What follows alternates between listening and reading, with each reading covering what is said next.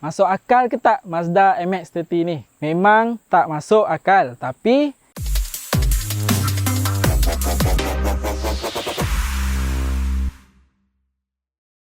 Mazda ni tak masuk akal lah. Sebab apa? EV dia boleh gerak tak sampai 200 km. Harga pula nak dekat RM200,000. Apa game diorang ni? Assalamualaikum dan hai kepada semua penonton. Anda bersama saya Amirul Mukminin dari Engage TV, dan hari ini kita nak borak tentang Mazda MX-30, iaitu EV pertama dari jenama Mazda. Okey, tadi saya cakap dia tak masuk akal kan? Tapi saya rasa MX-30 ni tetap ada keunikan dia yang tersendiri yang mungkin anda akan minat.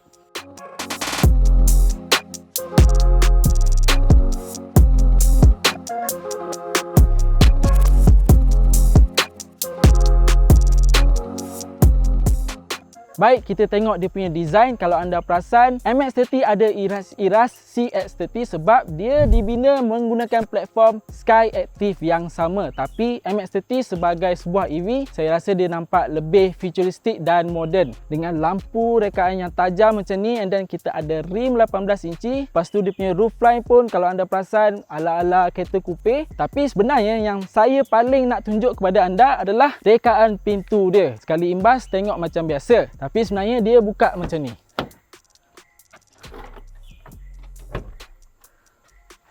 Tu dia. Yang ni Mazda panggil freestyle doors. So anda boleh nampak memang bukaan dia luas, tak ada B-pillar. Tapi sebenarnya nak masuk ke ruang belakang ni agak terhad juga.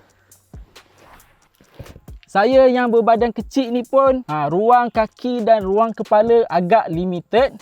Dan kalau anda tutup pintu ni, anda akan rasa lemah sikit sebab tingkap yang ni dia tak boleh diturunkan. Selain itu, nak buka dia pun satu masalah juga. Sebab macam buka tadi, kita kena buka pintu depan dulu dan barulah kita boleh buka pintu belakang. Kalau ada orang depan, kita boleh minta tolong. Kalau tak ada orang, maknanya kita terperangkap dalam ruang kabin ni. Okey, kita lupakan sebentar ruang belakang yang tak seberapa luas tu tadi, tapi ruang depan ni sebenarnya saya paling suka dan saya rasa antara yang terbaik dalam pasaran. Sebab kita boleh tengok dia punya susun atur memang kemas dan teratur, dan material yang digunakan pun rasa premium dan mahal. Dan tak cukup dengan itu, Mazda juga ada gunakan material sustainable ataupun lestari. Basically saya rasa mesra alam sekitar lah. Contoh yang fabric warna kelabu yang ni diperbuat daripada botol plastik PET. Yang warna coklat dekat tengah yang anda nampak ni diperbuat daripada gabus, dan trim kulit pada tempat duduk dan juga perehat tangan pun dikatakan vegan leather. Apa maksud vegan leather saya tak pasti, tapi just anggap dia mesra alam sekitar. Okey, untuk features anda sebenarnya dapat agak banyak dengan kereta yang harga hampir 200,000 ni. First, kita tengok dia ada 3 skrin. Kita ada TFT LCD instrument panel walaupun tak fully digital, tapi still nampak cantik dan kemas. Dan kita ada skrin untuk sistem infotainment 8.8 inci dengan Apple CarPlay dan Android Auto, tapi dia bukan touch screen. So untuk kawalan anda kena gunakan tombol yang ada dekat konsol tengah ni. Dan buat pertama kalinya untuk Mazda MX-30 ni, dia didatangkan dengan skrin sentuh untuk kawalan sistem pendingin hawa ataupun aircon lah. So fan speed, temperature semua anda boleh kontrol dari skrin sentuh yang ada dekat dengan dia punya gear ni. Tapi kalau anda tak suka touch screen, anda boleh gunakan button fizikal yang ada bahagian kiri dan kanan skrin tersebut. Okey, itu dia. Satu lagi, practicality. Bagi saya not bad, agak bagus untuk sebuah kereta yang compact. First, kita ada konsol tengah ni terapung, jadi dekat bahagian bawah tu anda ada ruang yang agak luas untuk letak barang-barang macam wallet ke telefon. Dan kita ada cup holder 2 dekat konsol tengah ni, boleh buka dan tutup. Dan dekat bawah armrest ni pun kita ada ruang simpanan yang agak besar bagi saya. Dan pada pintu depan dan belakang pun masih ada ruang untuk simpanan botol ke iPad ke apalah. So bagi saya dari segi itu cukup bagus.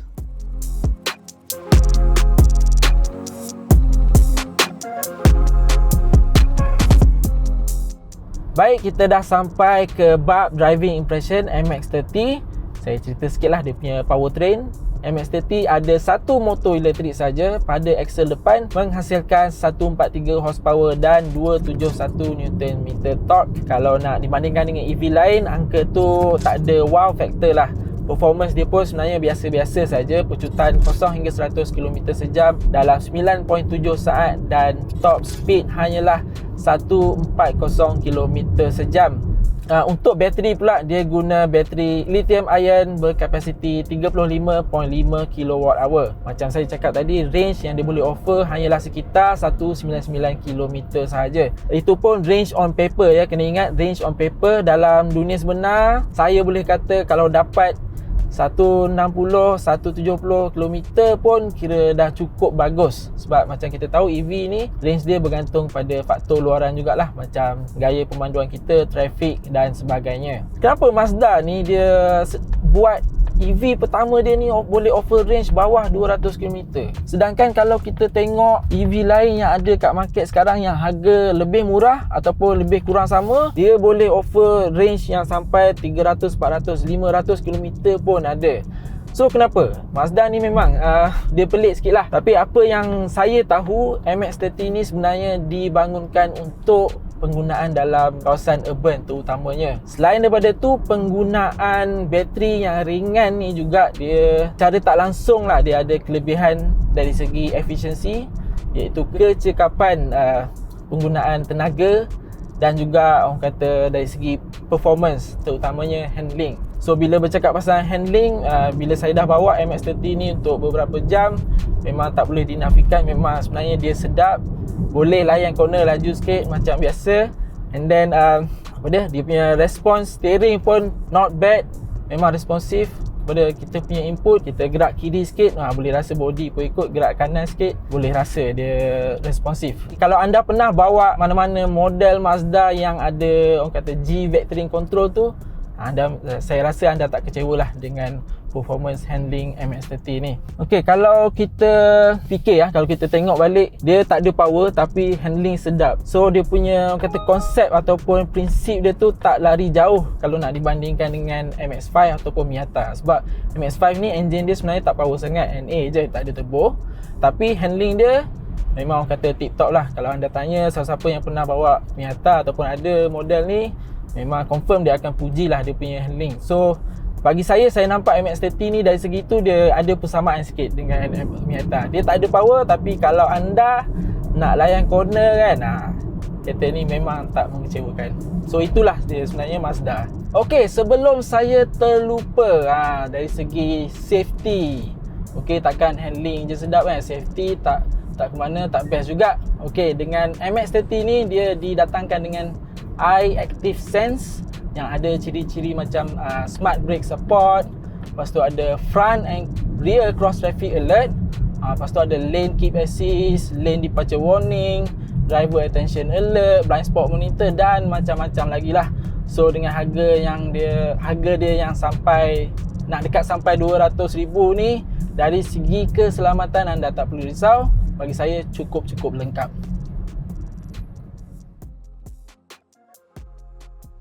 Jadi macam mana?